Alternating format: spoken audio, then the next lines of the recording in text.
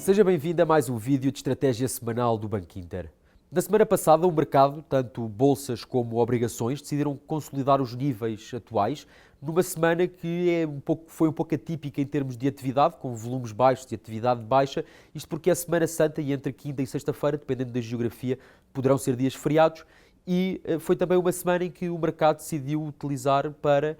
digerir as mensagens dos 8 bancos centrais da semana anterior, porque foi uma semana em que os dados macro-relevantes se publicam na sexta-feira, que é então o dia em que não há bolsas nem nos Estados Unidos nem na Europa e que se publicam então os dados de preços na Europa, com os IPCs em França e em Itália, também o deflator do consumo privado americano, que ao publicarem-se num dia sem bolsas terão impacto apenas na próxima semana. Próxima semana é esta que fica marcada, ou que ficará marcada, por 3 eventos principais. Teremos primeiro a inflação na Europa, publica-se primeiro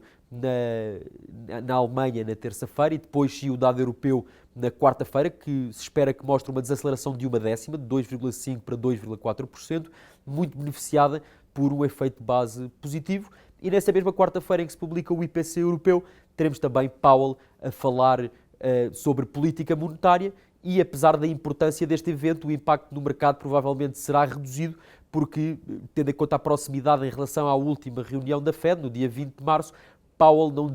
deveria variar muito a sua mensagem e deveria manter, então, o tal discurso de que a Fed necessita de ganhar mais confiança em relação à boa evolução da inflação e que manter-se-á focada nos dados para poder tomar a sua decisão e, então, afastar no tempo o início do ciclo de cortes de taxas de juros por parte da Fed. E o terceiro evento que marcará a semana é, então,